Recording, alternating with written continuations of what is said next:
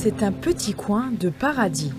Sous le crépitement des feuilles et les eaux calmes du plan d'eau se cachent des trésors naturels. Vous connaissez? À l'oiseau? Ouais. Vous l'entendez, c'est fort, hein? À la lueur du soleil, ce groupe de randonneurs se fraye un chemin. Partons à la découverte de la vallée du Chavbar à Petite-Rosselle avec Unis pour la Terre, association qui favorise entre autres la protection de la nature en Moselle. Nous, on se promène souvent ici. J'avais jamais fait attention au fait qu'il y avait autant de fleurs, de feuilles, d'arbres différents. Il y en a plein que je connaissais pas du tout en fait. Autrefois pour les moutons, d'où le nom du ruisseau et de la vallée du Chavbar, désormais le lieu est un cadre propice à la détente, à la promenade ou à la pêche.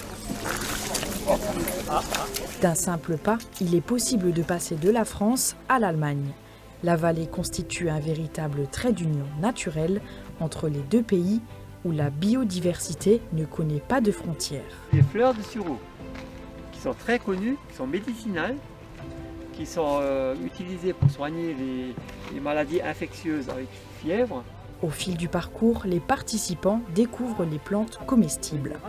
Et les feuilles d'érable ont une saveur sucrée. Donc vous les mangez, vous avalez. Mais c'est une nourriture extraordinaire. Vous Mais êtes même pas les bon, feuilles hein? d'aubépine, même les feuilles d'aubépine en Angleterre, les Anglais ils appellent ça le pain et le fromage. Les essences d'arbres et la richesse de cet écosystème. Donc vous disiez c'est une forêt avec beaucoup de pins sylvestres. Donc ça s'appelle une forêt mixte. Il y a des feuillus et des résineux.